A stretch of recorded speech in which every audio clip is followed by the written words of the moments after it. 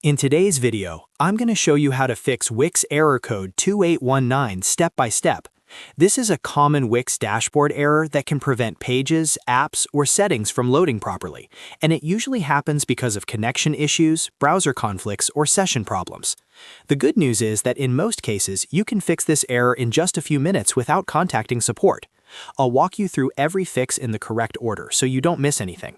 If this tutorial helps you out, make sure to hit the like button and subscribe to the channel for more easy Wix fixes and website tutorials. Alright, let's jump right in. The very first thing you should try is simply refreshing the page. Wix error code 2819 is often caused by a temporary loading or sync issue between your browser and Wix servers. Go ahead and refresh the dashboard page once or twice and give it a few seconds to fully reload. In many cases, the error disappears right after a refresh, especially if it was triggered by a brief connection hiccup. If refreshing doesn't work, the next step is to check your internet connection. A slow, unstable, or interrupted connection can cause Wix to throw error code 2819. Make sure you're connected to a stable network. If you're on Wi-Fi, try restarting your router or switching to a wired connection if possible. You can also run a quick speed test or try opening another website to confirm your internet is working properly before going back to Wix. Next, log out of your Wix account and log back in again. Session issues are another very common reason for this error. Click on your profile icon in the Wix dashboard, log out completely, then close your browser. Reopen the browser, go back to wix.com, and log in again using your account credentials. Once you're back in the dashboard, check if error code 2819 is gone. If the issue is still there, try opening Wix in an incognito window or using a different browser altogether.